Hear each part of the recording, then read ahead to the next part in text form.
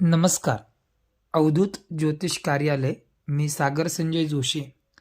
ह्या वर्षी येणारी संक्रांत आणि सोबत येणारी एकादशी यामध्ये जो संभ्रमावस्था निर्माण झालेली आहे त्याविषयी या व्हिडिओमध्ये आपणास विवेचन देत आहे. या वर्षी मकर संक्रांत बुधवार 14 जानेवारी 2026 दुपारी 3:06 सूर्यास्तापर्यंत आहे. सोबत या दिवशी षटतिला एकादशी येत आहे.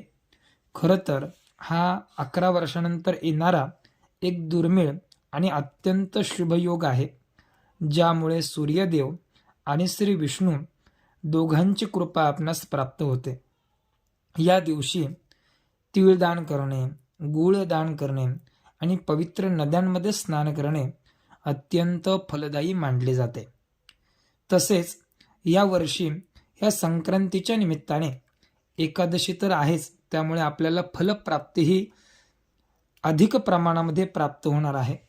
या दिवशी तीळ मिश्रित पाण्याने आपण स्नान करावे, तिळाचे उटणे अंगास लावावे, तिळ होम करावा.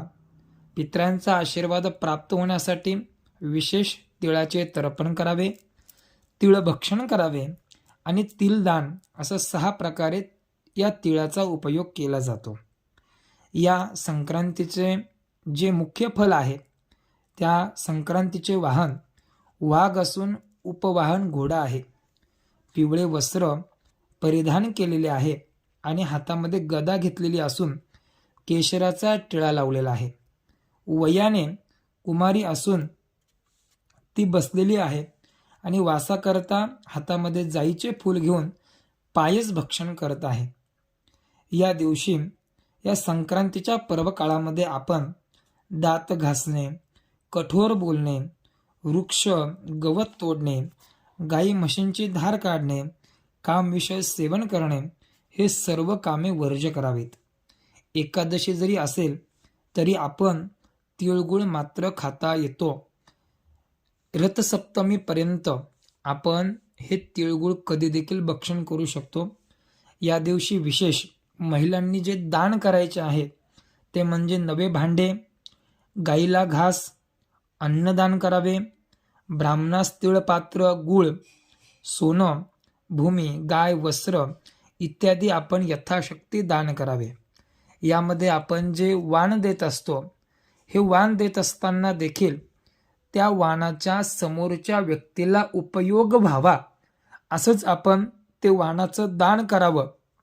हे आपल्याच सगळ्यात शुभकारक असे असणारे आहे. दरवर्षी संक्रांतीमध्ये संदर्भात संक्रांत अशुभ आहे अशा प्रकारच्या वेगवेगळ्या अफवा देखील पसरवल्या जातात व लोकांना घाबरविण्याचा प्रयत्न केला जातो. अशा प्रकारच्या गोष्टींना कोणताही शास्त्रीय आधार नसतो. त्यामुळे त्या लोकांच्या अफवांवरती कुणीही विश्वास ठेवू नये. दरवर्षी करतो त्याप्रमाणे यावर्षी देखील आपण संक्रांत संपूर्ण पूजन विधिवत करावे. संक्रांतीला नैवेद्य देखील दाखवावा. तिळगुळाची पोळी करून भगवंताला नैवेद्य दाखवावा. एकादशीची जरी असेल तरी विशेष जे कोणी लोक संक्रांतीच्या दिवशी सत्यनारायणाची पूजा करताय, उलट एकादशी ही महाविष्णूंची स्थिती आहे, त्या दिवशी सत्यनारायण जर केला त्याचं फल आपल्याला अधिक या ठिकाणी प्राप्त होत असतं. त्यामुळे देवाला नैवेद्य दाखवण्यासाठी देखील अडचण नाही. सोबत आपण पूर्णावरणाचा नैवेद्य, बाकी ववसणे ह्या सगळ्या गोष्टी आपण करू शकतात.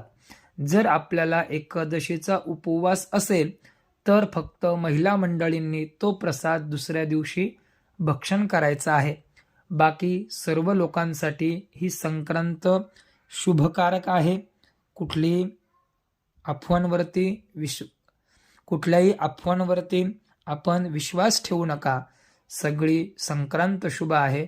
शुभम भवतु. अवधूत चिंतन श्री गुरुदेव दत्त.